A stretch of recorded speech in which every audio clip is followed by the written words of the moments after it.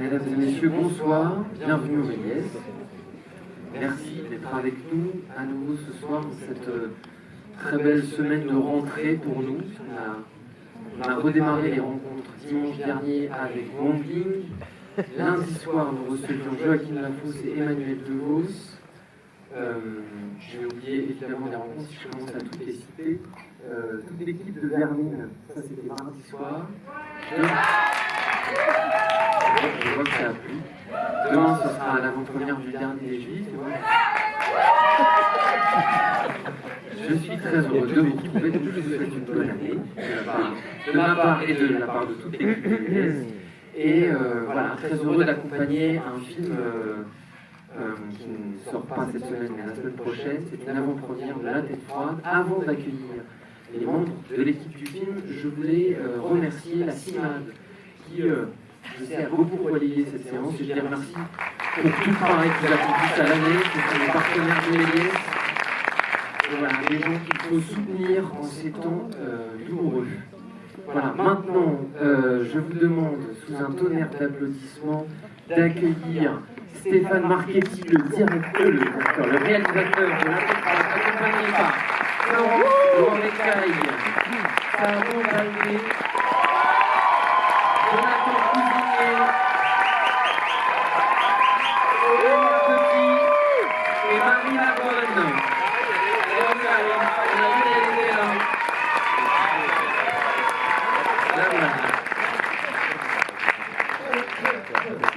Stéphane, un petit mot avant le démarrage du film, sachant que vous allez retrouver toute l'équipe à l'issue de la projection pour un temps d'échange conséquent. Mais je vous laisse la parole, peut-être que vous avez quelques mots à dire. Je pense qu'on va vous laisser avec Sabo seul. C'est venu avec ça.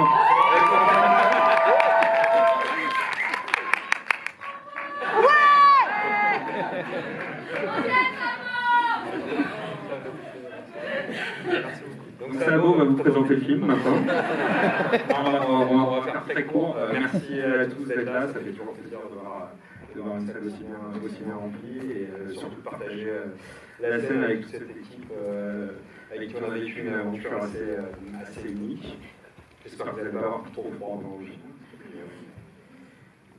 Un petit peu froid. Voilà, on sera là après le film si vous avez des questions pour en discuter avec vous. Merci et bon film. Merci à vous.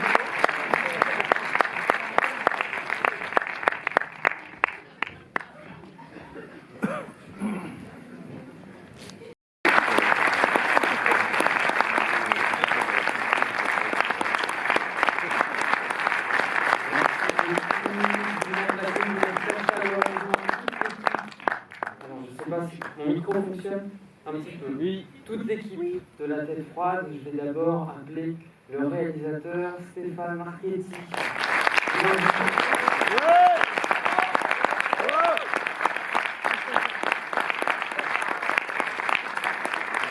Merci d'accueillir l'actrice principale Florence Loirecaille.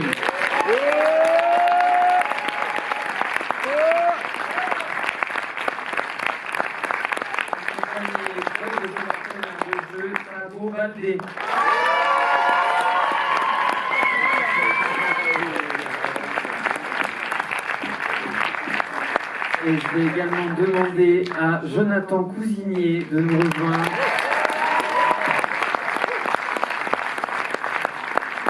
Et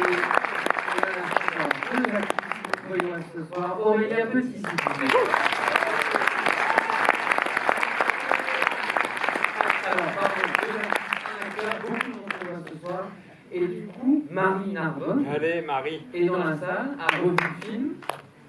Et elle accepte de se joindre à nous sur la scène.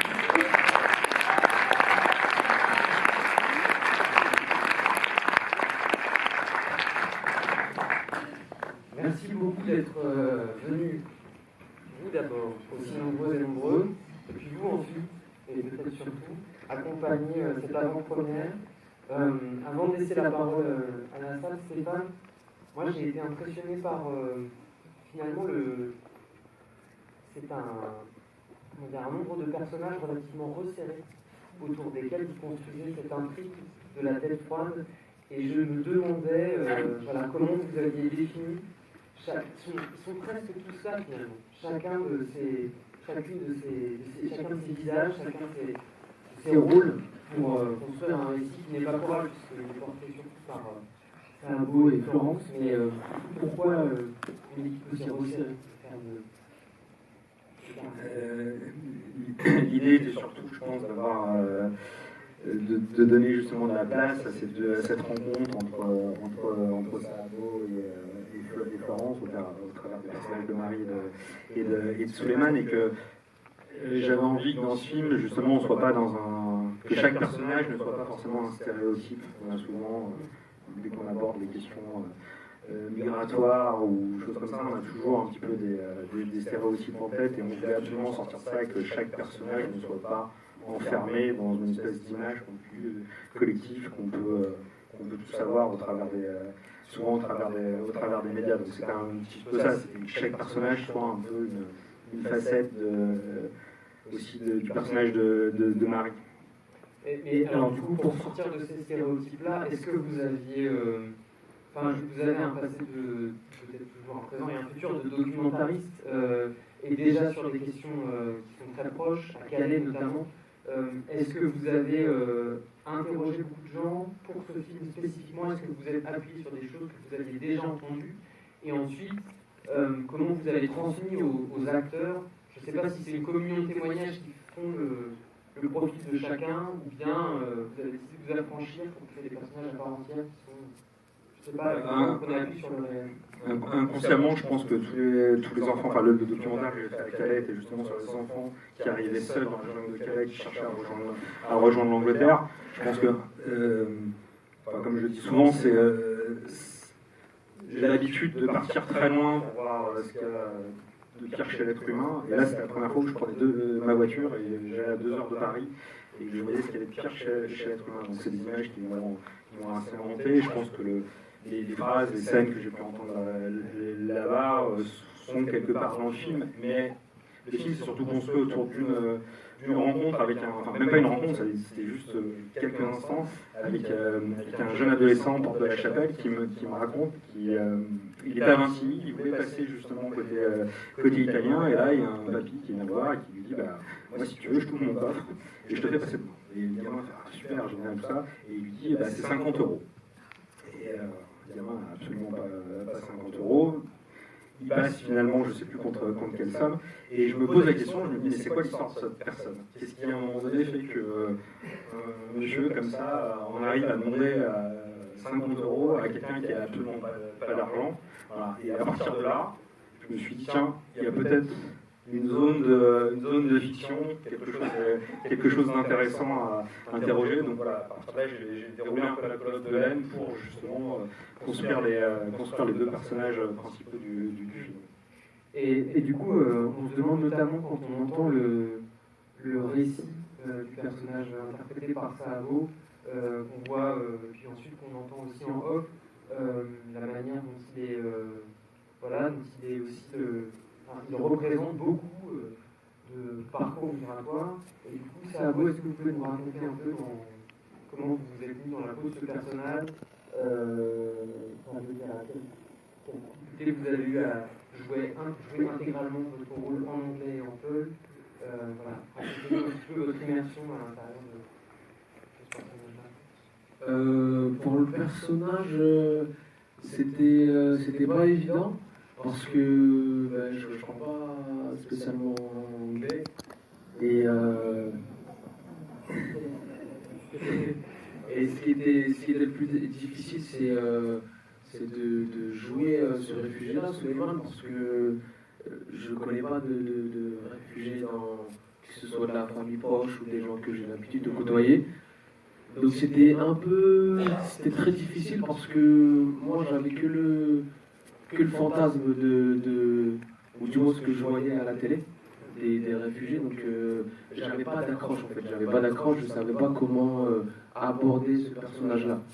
Donc j'ai essayé de voir, mais tout ce que j'essayais de composer en fait c'était comme je pense beaucoup de personnes, en fait, un réfugié, c'est quelqu'un qui est larmoyant, la peur, enfin, qui est dans la peur, qui est recroquevillé sur lui-même. Et avec Stéphane, on s'était dit, en parlant de tout ça, on a envie on va lui donner, lui rendre sa dignité. Et je me suis beaucoup appuyé sur sa sœur, en fait, Awa. Je me suis dit, bon, ben, là, il accroche, et, moi, je parle Dutch chez moi avec mes parents, dans le film aussi, et je me suis dit, en fait, c'est juste un jeune. Il n'a pas eu la chance d'être né du bon côté de la Méditerranée, et voilà, bon, ben, c'est pas grave. Il a son histoire, on y va. On va essayer de chercher c'est quoi, qu'est-ce qu'il aime. Et en fait, il a juste des rêves. Il a juste des rêves sous les bras, il veut juste partir en Angleterre. Et il est là, donc c'est même pas un réfugié. Moi, quand je l'ai abordé, c'était pas un réfugié, c'est juste un jeune. Il est là, il rencontre le personnage de Marie, et ils vont faire un bout de chemin ensemble, en fait. Et c'est comme ça, après, pour l'anglais, j'ai travaillé avec un monsieur qui s'appelle Mamadou Sow, qui lui est anglophone gambien et qui parle le Peul. Et on s'est vu régulièrement, plusieurs fois par semaine, sur 2-3 mois peut-être, pour essayer au maximum de... En fait, j'ai repris tout le scénario et j'ai tout réécrit, comment on appelle, au niveau du phonétiquement parlant, voilà. Comme ça, j'essaie de suivre le travail assez facile. Et voilà.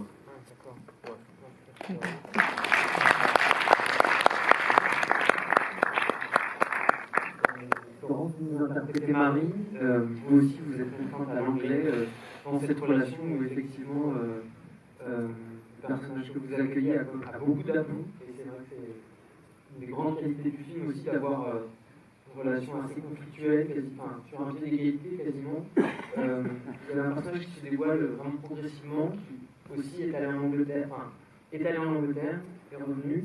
Comment vous êtes mis dans la peau de cette femme-là? Est-ce que ça a été aussi une façon, il fallait s'imprégner de ce mobilo, de cet endroit, de cette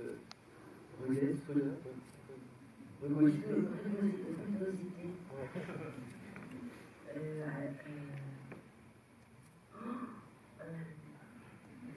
On peut commencer par la manière dont vous gérez la situation.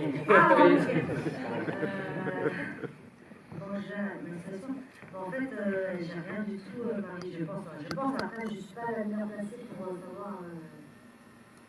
C'est Marie, hein, pardon. Je suis désolée. Bon, j'ai joué, mais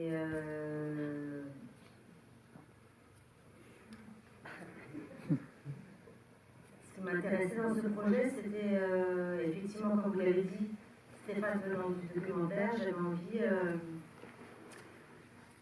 de ne pas forcément avoir un parcours psychologique du personnage, me laisser porter par mes partenaires et d'aller au rythme de Marie, à savoir pas à pas dans chaque situation très concrète. En fait. C'est ça qui m'a...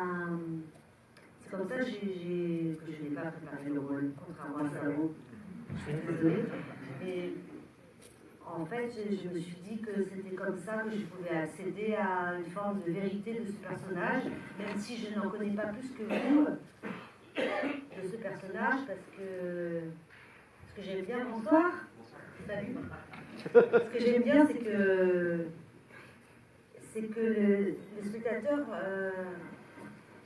écrit autant l'histoire que nous qui l'avons interprétée, je pense. Mes partenaires, j'ai l'impression qu'ils ne diront pas le contraire, mais ce qui est intéressant justement dans ces rencontres-là, quand on présente ce film-là qui nous tient énormément à cœur, en fait, c'est qu'on attend plus vos réactions que nous de vous commenter notre travail. Non? Donc en fait, c'est pour ça que je suis un peu stressée en fait. Parce que c'est des moments que j'attends énormément plus que le reste. Voilà. Et comme c'est un film fragile qu'on a mis 3 ans à monter, et ce soir c'est un soir un peu spécial parce que c'est une avant-première, donc c'est très important pour nous de vous entendre en fait. On est tous là.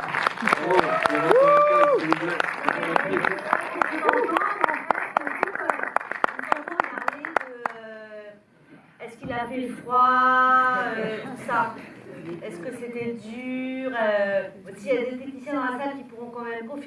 un peu chaud. Mais justement, c'est collectivement qu'on a vécu ça. Et c'est collectivement, je pense, et mes partenaires, comme c'est des super acteurs, ils diront jamais le contraire, que c'est collectivement qu'on peut partager ça, en fait. Je suis d'accord, mais je pense que vous êtes d'accord avec nous. En fait, on n'a pas envie de dire « oh là là, c'était dur et tout ça ». On a envie de défendre ce film qui parle de choses très très graves, qui font partie de l'actualité. Excusez-moi, hein, mais... d'accord, hein. Tu me dis quand j'ai une connerie. Hein. Et en fait, on a envie d'entendre vos réactions et de partager ce moment. Voilà, on n'est pas là pour témoigner de nous-mêmes, on est là pour témoigner de choses qui se passent dans le monde, de migration, effectivement, d'acteurs, de gens qui ont témoigné pour ces solitudes-là, et on est super contents. Voilà, je pense que ça se voit, non? Non?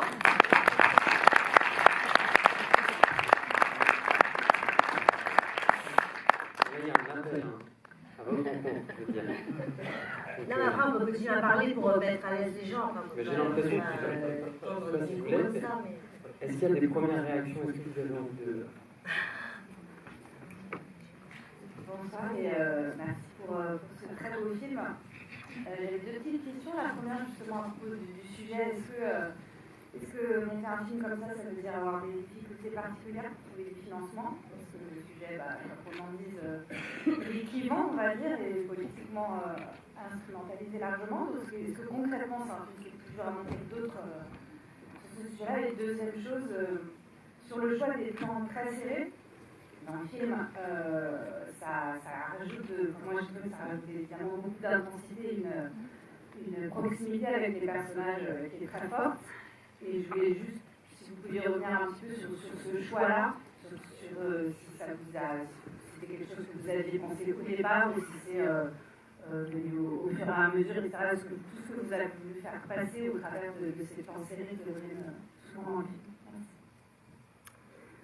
Alors, concernant le financement, effectivement, j'aurais tourné une comédie dans un appartement à Paris, ça aurait été beaucoup plus simple.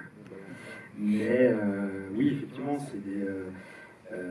et je crois que ce soit au niveau de la production, de la Frangoire, de producteurs, des acteurs, moi-même, bien sûr qu'on a envie d'être bien financé pour pouvoir faire un film qui a le plus d'impact possible, mais il y avait aussi l'important, c'était effectivement que le film existe. Et on a eu en plus la chance d'avoir malgré tout des partenaires très solides derrière nous, que ce soit la région Rhône-Alpes, la région PACA, Canal+, voilà, qui nous ont accompagnés aussi dans ce film-là. Mais oui, c'est compliqué de monter ce genre de projet, il faut se battre, c'est des avancées, par moments c'est des petites humiliations, on a droit à des réflexions des fois qui sont un peu déplacés, mais voilà, on court un peu les films et on continue à avancer pour que voilà, au final le film existe, parce que quand j'ai commencé à écrire ce film sur papier, voilà, c'est quelque chose qui me tenait à cœur. Après, la deuxième question qui était sur les cadrages, je tiens juste à saluer le monsieur qui a fait les belles images que vous avez vues dans le film, qui est Sébastien Gopfer, je ne sais pas qui est là, je ne sais pas où il est. Seb. Ah, il est tout là-haut. Voilà, le chef-op du film.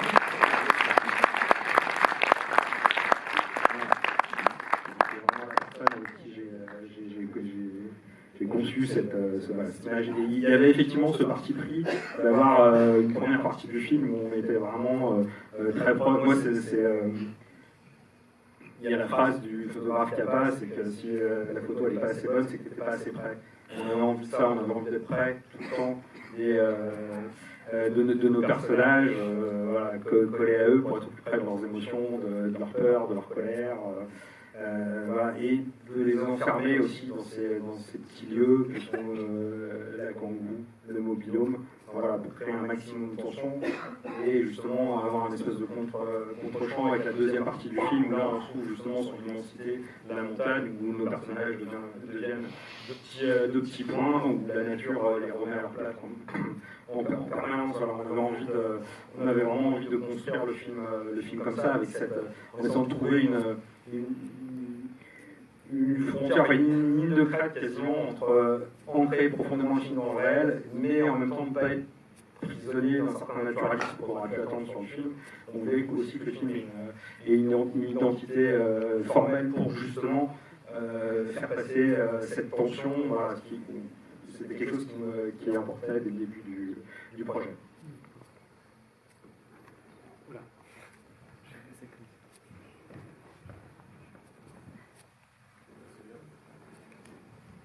Bonsoir, quel film, quelle performance, jouer 3 langues, le français, l'anglais et l'italien, incroyable. J'ai une question par rapport au personnage de Suleiman.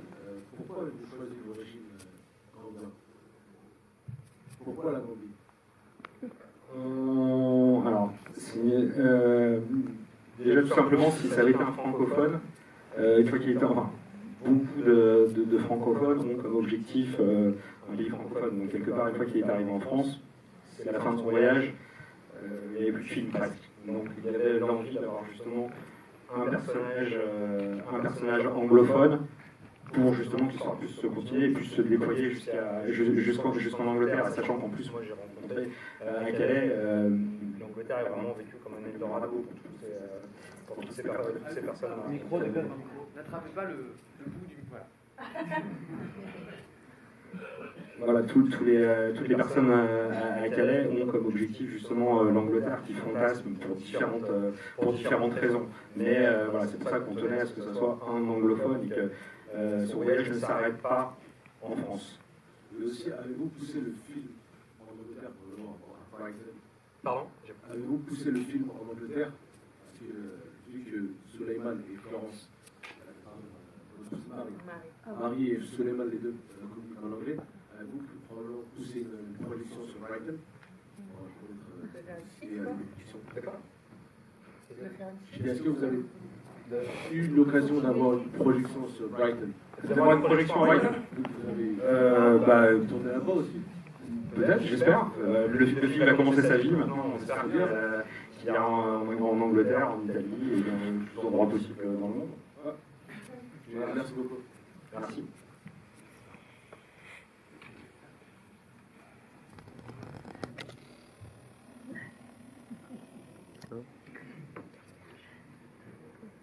Bonjour. J'aurais une question pour l'ensemble des acteurs par rapport aux conditions météo. Je pense que je voudrais savoir est-ce que ça a été l'un de vos films les plus compliqués à jouer avec des conditions météo assez froides, parce que les films, des passages, je pense pas très facile, et de savoir surtout que quand vous avez découvert que ça allait être à cet endroit-là et à tourner principalement dans le froid, est-ce que ça vous a démotivé ou quelques petites réserves, ou au contraire ça vous a grave motivé et dire pourquoi pas tenter l'expérience sur des conditions que je connais pas. Pourquoi tout le monde me regarde? Moi c'était hyper facile, hein. Franchement, je ne pas de la neige, je ne suis pas quelqu'un de la neige, je ne suis pas quelqu'un de la tempête. Je ne suis pas quelqu'un de la neige et de la tempête.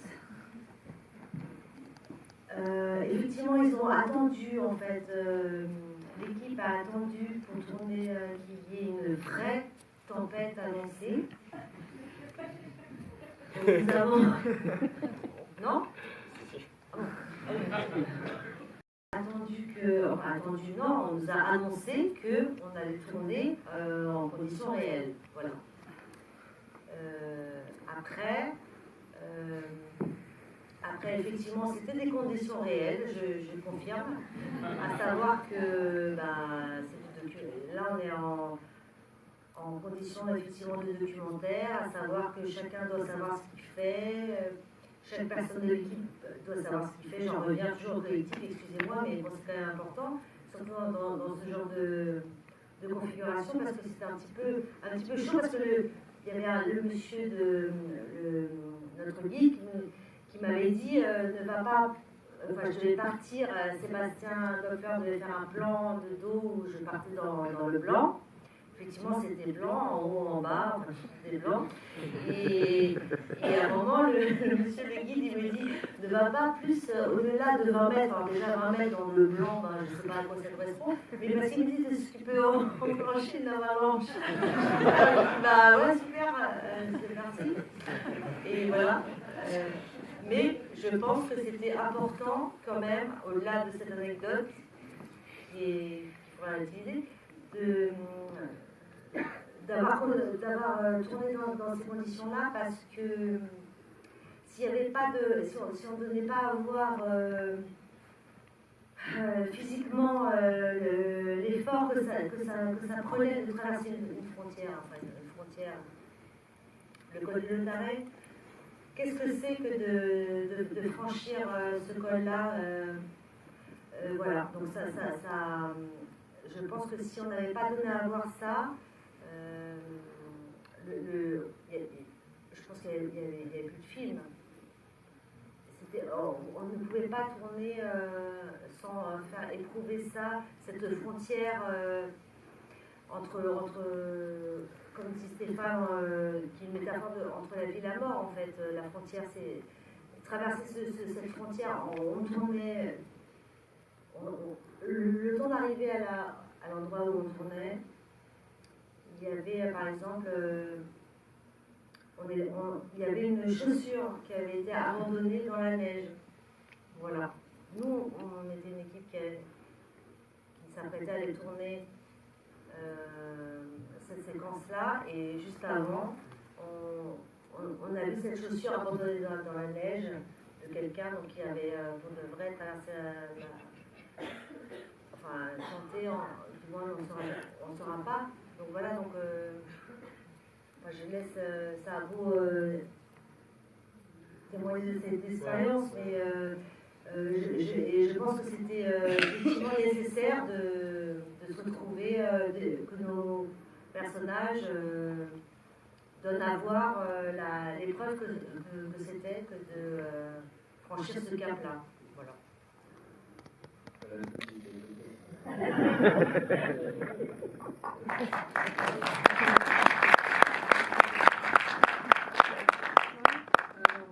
Bravo déjà, bravo à tous, c'est vraiment très très bien joué, c'est vraiment très bien.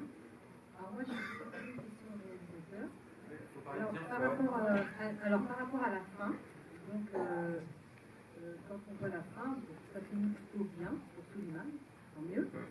Vous n'avez pas été tenté à ce que, parce que quand à un moment donné se retrouve en face de la neige, tous les deux, à finir à avoir une autre fin, parce que souvent ça finit pas toujours bien. Donc du coup, qu'est-ce qui vous a poussé à vouloir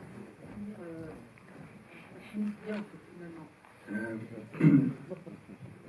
Ça fait 15 ans que je fais du documentaire, où je suis confronté à des situations horribles en permanence, et je pense que j'avais, pour 2 raisons, j'avais envie peut-être que pour une fois il y ait une touche positive, et que la deuxième raison, que le personnage de Marie, qui perd aussi beaucoup, que tout ce qu'elle fait, c'est aussi un sens, et ça me semblait intéressant d'avoir cette petite note où effectivement tout ce qu'elle a fait dans le film, ça a servi à quelque chose, et que le personnage de Suleiman puisse retrouver sa petite sœur. Et voilà, est-ce que si j'écris un film et que je dis page 80, ils meurent tous sous la neige, bon, faut voir en termes de lecture et de financement ce que ça peut donner, mais il y avait vraiment cette volonté, je crois, d'avoir pour une fois, moi aussi, faire la fiction et sans doute un filtre qui me permet aussi de me protéger un petit peu de la réalité, et j'avais envie qu'il y ait cette petite touche, que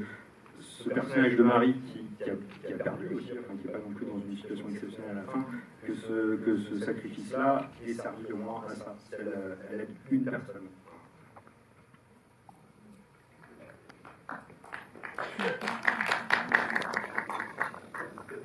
le temps que j'arrive à la prochaine question, peut-être vous pouvez juste nous raconter un tout petit peu. Madame parlait des plans très serrés qui constituent la plupart du film. Et c'est vrai qu'à ce moment-là, dans la neige, déjà d'un seul coup, le drone existe. Jusqu'à présent, vous l'étiez interdit dans la scène de la voiture. Et puis, il y a cette idée d'inscrire les personnages dans un territoire, j'imagine. Peut-être vous pouvez nous raconter et profiter de la présence de votre chef opérateur pour nous dire à quel moment il y a eu une rupture visuelle dans le film pour faire exister la montagne. Pardon. Rupture visuelle dans le film pour faire exister la montagne. La rupture visuelle, elle arrive effectivement quand il y a le problème et qu'il décide de partir dans la montagne, enfin vraiment dans le dernier tiers, pendant tout le reste du film, on en entend parler de façon très théorique. Voilà, on voit au refuge des gens qui arrivent, qui on regarde s'ils ont des problèmes aux pieds, de gelure ou des choses comme ça, mais on a envie que le dernier tiers du film soit quelque chose de très physique, de faire éprouver concrètement aux gens, franchir une montagne à pied en plein hiver, c'est ça. Ça donne ça. C'était vraiment la volonté de les inscrire avec ils se battent aussi contre les éléments. Voilà, il y a cette montagne qui est présente, ce blanc, la montagne a ça de fascinant, je trouve, c'est que c'est à la fois un endroit merveilleux, très contemplatif quand il fait beau, d'un seul coup il y a deux nuages qui arrivent et un peu de neige et ça devient l'enfer absolu. Voilà, et il y avait vraiment, c'était ça au cœur de ce qu'on souhaitait faire en image, en tout cas avec Sébastien, c'était d'avoir cette perte de repère, voilà, ce blanc tout autour, on ne sait plus exactement où on est, et on voulait vraiment faire éprouver. Il y a beaucoup de jeunes, quand ils partent justement d'Afrique, qui disent on part faire l'aventure. Ce mot m'avait beaucoup marqué, et je trouvais que c'était une bonne façon de se dire voilà, c'est quoi de franchir la mer de Méditerranée, c'est quoi de franchir un désert, et en l'occurrence, c'est quoi de franchir une montagne. Donc c'était un peu ça qu'on a essayé de tout mettre en place pour vraiment avoir ce côté-là, cette sensation vraiment d'être avec eux, perdus dans la montagne.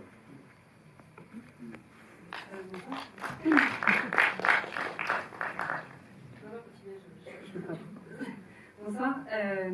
Déjà, je voulais tous vous remercier pour effectivement le très très beau film que vous nous présentez ce soir. Je trouve que très souvent, on a tendance à associer le cinéma français à tout un tas de choses plus ou moins faciles ou assez bourgeoises. C'est pas du tout ce que j'ai vu ce soir.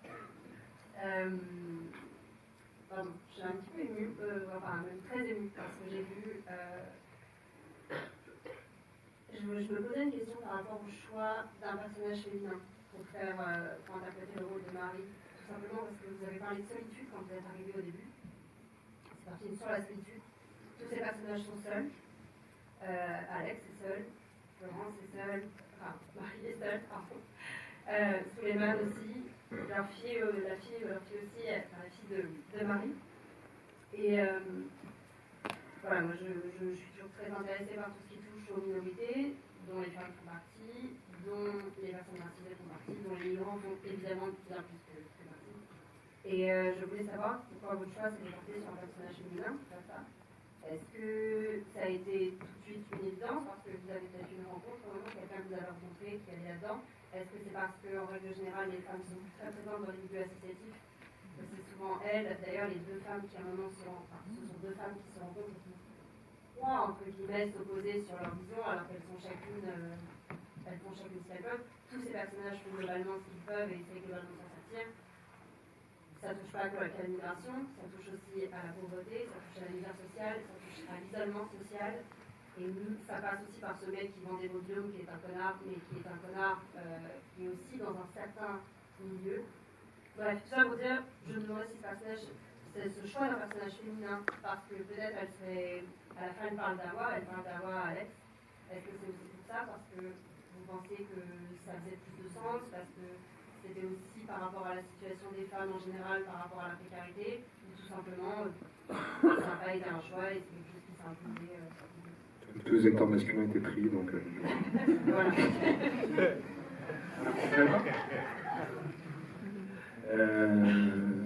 Non, souvent j'entends certains de mes confrères réalisateurs qui disent on fait toujours le film pour une scène, une personne, un dialogue. Moi, c'était une image d'une femme dans la montagne. je ne sais pas comment je n'ai rien de mystique derrière, mais je ne sais pas, c'est vraiment le point de départ et la volonté première.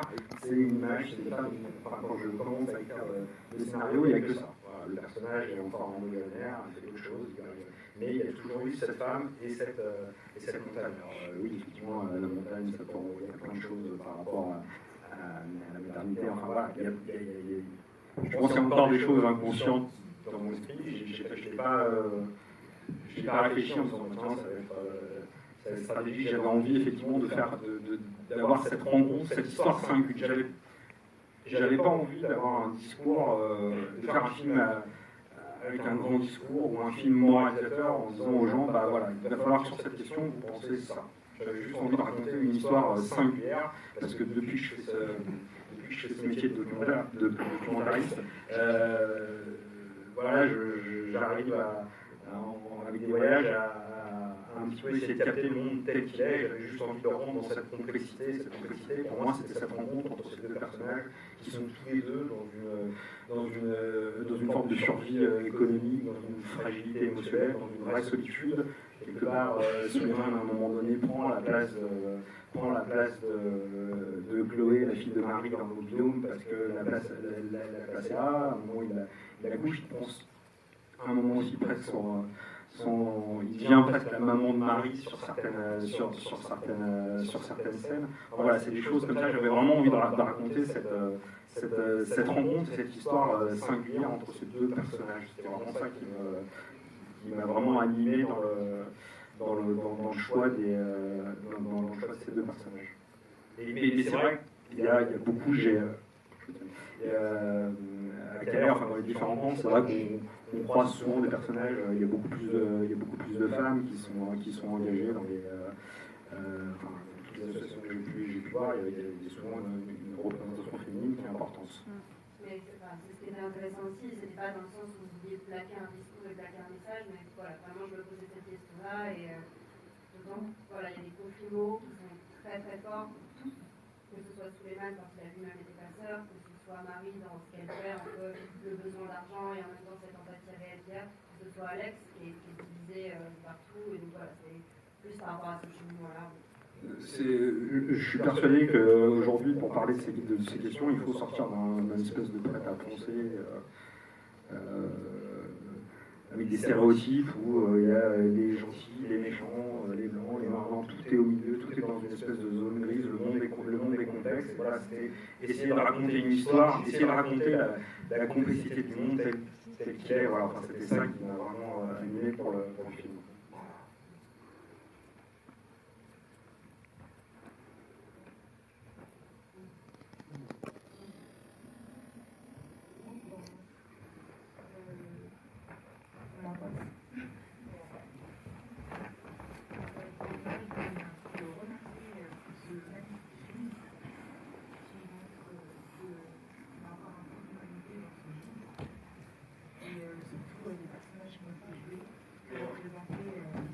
On m'entend?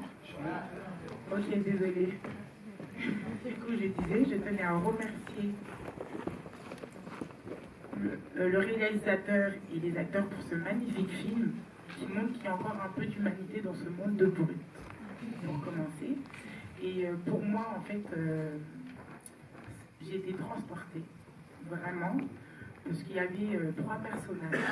Il y avait le migrant, la justice et la personne humaine, l'humain, qui est souvent un peu diabolisé, et le migrant qui est diabolisé. On a mis un peu de douceur dans la justice pour montrer que malgré qu'il soit avec la justice, il a encore un peu son côté d'être humain. Et c'était magnifique, c'était poignant, et il faut refaire des choses comme ça un peu plus pour montrer que c'est pas une fatalité d'être migrant, qu'ils ont des valeurs, ils ont des principes. Et je pense qu'on a beaucoup retrouvé ça dans ce film. Et pour Marie, un rôle magnifique. Il vous va magnifiquement bien. Vous l'avez magnifiquement bien joué. Et Sabo était magnifique. Alex aussi. Même si tu m'as fait larme à la fin. Mais Et c'était magnifique. Vraiment, chapeau. Voilà. Merci.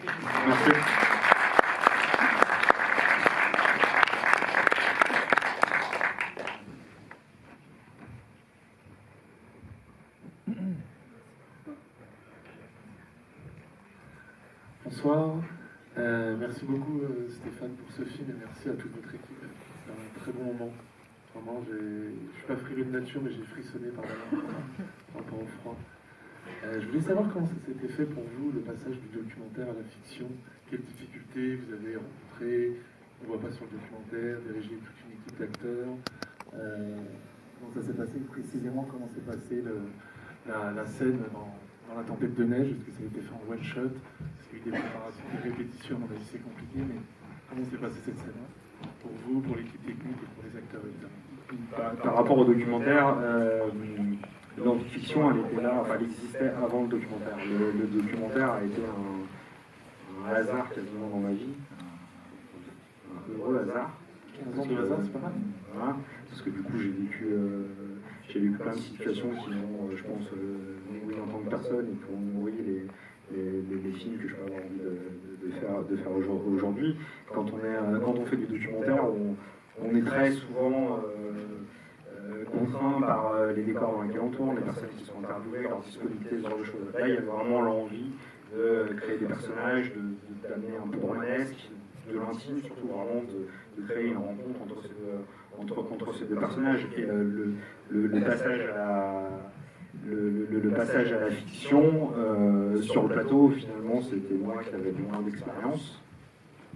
C'est clair. Et on ne fait pas ce genre de film sans une équipe en béton armé à ses côtés. Et j'ai vraiment eu la chance d'avoir, que ce soit aussi bien avec mes petits camarades qui sont sur scène qu'avec ceux qui sont sur scène. Voilà, tous les jours j'étais ébahi de me dire voilà, j'ai une équipe qui est derrière moi, où je leur vends on va aller tourner dans une montagne à 2200 mètres, il va neiger, on va peut-être déclencher les avalanches. Voilà, et on va tourner dans un mobil-home où il y a des trous de partout, on va tout le temps avoir froid, on était tout le temps avec Camille, où elle est Camille est là, qui est une formidable première assistante sur le film, et on parlait que de la météo. La météo était l'objet, on parlait de la météo et de comment on se protégeait les mains et les pieds. C'était le sujet permanent en dehors du tournage, parce qu'on terminait souvent à 3-4 heures du matin, il faisait entre moins 15 et 20, moins 20, quelque chose comme ça. Et voilà, et non, j'ai pas... La seule chose, moi, qui me stressait, c'était le rapport aux acteurs. Voilà. Ça, c'est sûr que quand on vient du documentaire, on me dit Florence Lucena, elle veut bien te rencontrer, ouais, super. Je lui raconterai quand je lui. Et du coup, elle m'a détendu directement, c'est super, avec une phrase toute simple. Elle m'a dit non, mais moi, ce qu'elle mange au petit-déj, le matin, je m'en fous, je veux pas savoir. Bon, super, c'est cool. Voilà, on va être sur quelque chose de très instinctif et ça allait très bien parce que j'avais pas forcément envie, enfin, je pense de faire des documentaires, j'avais pas forcément envie de faire beaucoup de répétitions et j'avais envie de garder ce côté rencontre justement sur le plateau. Donc ils se sont vus une première fois, on a validé ensemble que le duo fonctionne, mais après il y a eu très peu de répétitions et il faut avoir une super équipe et c'était le cas en l'occurrence sur ce film. Très bien, merci. Et la scène justement de Tempête de neige, du coup La scène de Tempête de neige, comme Florence a un petit peu expliqué, au bout d'une semaine, on se rend compte qu'il va y avoir une fenêtre de tir, il y a 5 jours de mauvais temps, donc on va voir le régisseur, on lui dit bon voilà, il y a le credo, on va tourner, donc ils se disent ok, ils sont définitivement timbrés, ils vont vraiment le faire. Il y avait un plan B qui était là, mais pour lequel personne n'avait envie de l'utiliser. On voulait vraiment tourner dans une tempête. Donc voilà, on a pris toutes les précautions. On a été le premier jour, on a eu la tempête parfaite, c'est ce que vous voyez à l'écran. C'était très dur, voilà. Mais on a réussi à avoir tout ce qu'on voulait. Et le deuxième jour, on a arrêté. On était avec Sébastien, on était à 1 mètre l'un de l'autre et on se voyait à peine, on s'entendait plus. C'était vraiment des rafales de vent, je ne sais pas combien il y avait, mais c'était. Le deuxième jour, on n'a pas pu tourner tellement les conditions étaient dures. Et nous, voilà, comme Florence l'a déjà dit, nous encore, on a fait pour un film. Voilà, on n'avait pas de nécessité de devoir franchir cette montagne comme plein de personnes semblaient le faire, eux, pour survivre. Merci.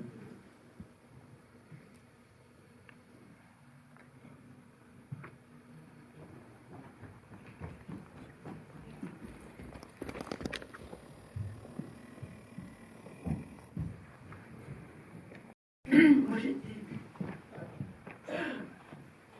j'ai été très intéressée par cette idée que vous avez eue de changer de focal ou de point de vue sur les passeurs. D'abord d'en faire une femme, parce que habituellement, donc je sache, les passeurs ce sont plutôt des hommes. Et ensuite, une femme qui fait ça pour de l'argent, c'est très inhabituel comme point de vue. Et ça en fait quelque chose d'à la fois romanesque et d'à la fois qui bouscule un peu les stéréotypes et les idées qu'on a sur les uns et les autres, les pas blancs, les pas noirs. Et puis d'autre part, je voulais féliciter le monsieur qui a fait la photo, parce que je trouvais que la photo, notamment les scènes dans la montagne, sont absolument saisissantes. Je suis bien d'accord avec vous. Merci, Sad.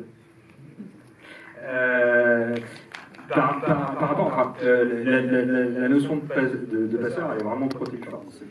Il y a aussi bien les passeurs qui sont une mafia, une organisation qui irrigue vraiment toute l'Europe, où c'est vraiment organisé un peu comme Cosa Nostra, où voilà, c'est des Libyens, des Afghans, enfin voilà, chaque nationalité a un peu ses lignes de passeurs. Vous avez aussi bien des gens complètement altruistes, qui font pour aider d'autres sans rien entendre en retour, et vous avez ces gens qui, à un moment donné, eux, ont une opportunité, et là c'est pour différentes raisons. J'ai entendu des histoires, il y a eu des marins en Bretagne, enfin un marin notamment en Bretagne, qui avait des problèmes, il n'y avait plus de sécurité, qui était social, un gars qui paye une opération, et du coup il a accepté de louer son bateau pour faire passer les gens. Vous avez aussi bien à Calais une jeune fille qui prêtait sa carte d'identité à des passeurs pour justement qu'ils aillent retirer l'argent du Western Union,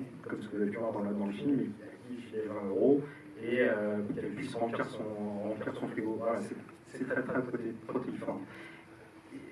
Et ce qui m'intéressait justement, c'était ce point de départ de ce personnage qui justement à un moment donné, on se dit moi à sa place je ferais quoi? Je me retrouve avec quelqu'un qui est encore probablement plus dans la misère que moi, parce qu'ils ont des parcours de vie différents, il y a beaucoup de choses qui les rassemblent, donc cet instinct de survie tous les deux, mais je ferais quoi à sa place? Et je trouvais que c'était un point justement de départ intéressant pour de la fiction et qui n'était pas manichéen et qui justement pouvait laisser de la place aux gens pour se raconter l'histoire derrière qu'ils avaient envie de se raconter et savoir ce qu'eux auraient fait, comment ils l'auraient fait.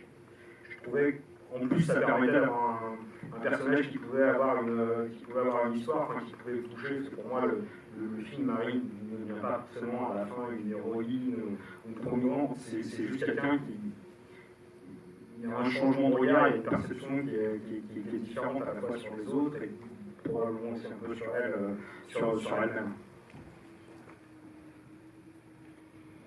Merci pour votre film. Vous nous invitiez à vous faire part de nos réactions.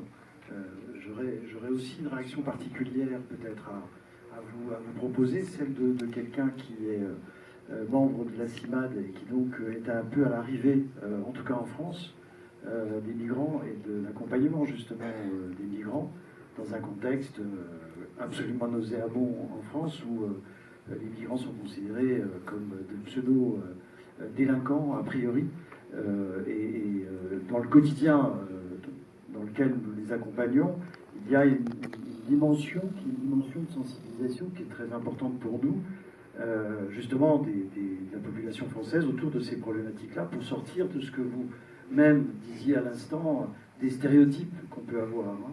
Et je me disais justement, en regardant votre film, oui, en fait, vous montrez quelque chose de très très important et qui finalement est nous, notre expérience quotidienne, c'est le fait que des migrants sont des humains. Et que finalement, le personnage principal de cette femme passeur, elle suit un parcours initiatique parce que effectivement, ce sont des humains qui se parlent. Et dès qu'on sort de l'abstraction des statistiques concernant l'immigration et qu'on touche à l'humain, on voit qu'il y a de la solidarité qui se crée finalement.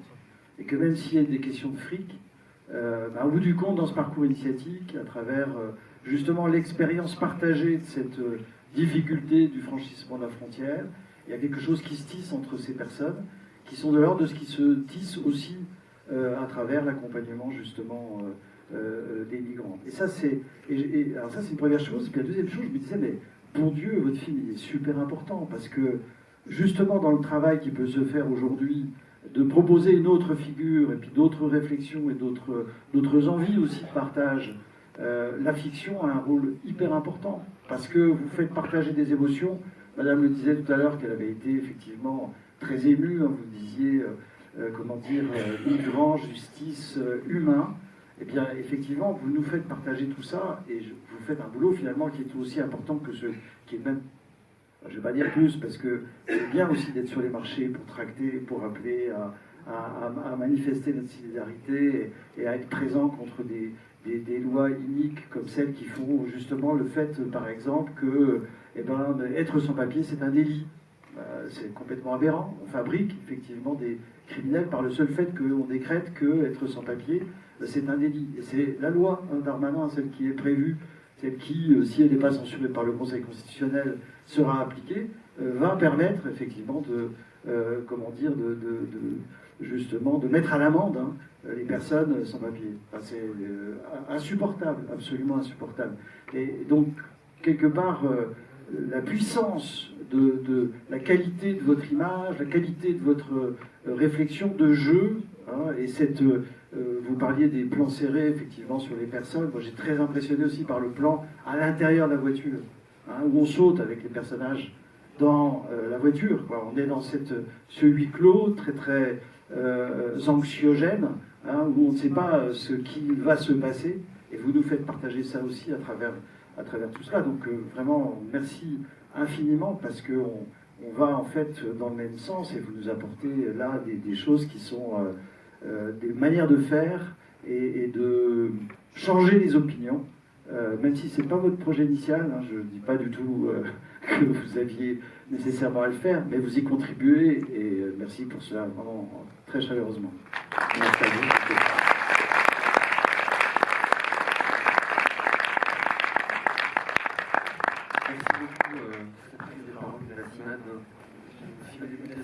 Je vous propose qu'on s'arrête là, parce que ça permettra aussi que vous ayez un temps peut-être pour aller à la rencontre de toute l'équipe, rencontre ferme du cinéma, et je voulais vous remercier tous les 6 d'avoir été avec nous. Et puis voilà, les petites techniques qui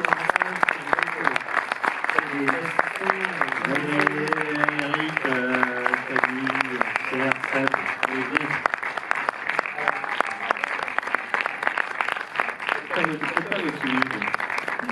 Et je voulais juste vous rappeler que je pense que la CIMAD est solidaire de ces deux manifestations. Enfin, il y en a une le 14 janvier avec le collectif sans papier, différents collectifs sans papier, et il y en aura une autre le 21 janvier contre cette loi Darmanin.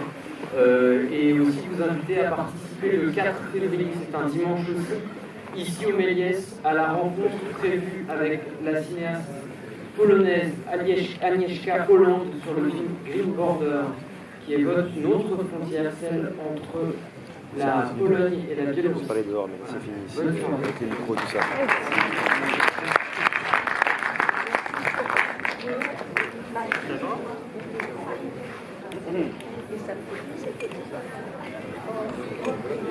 D'accord.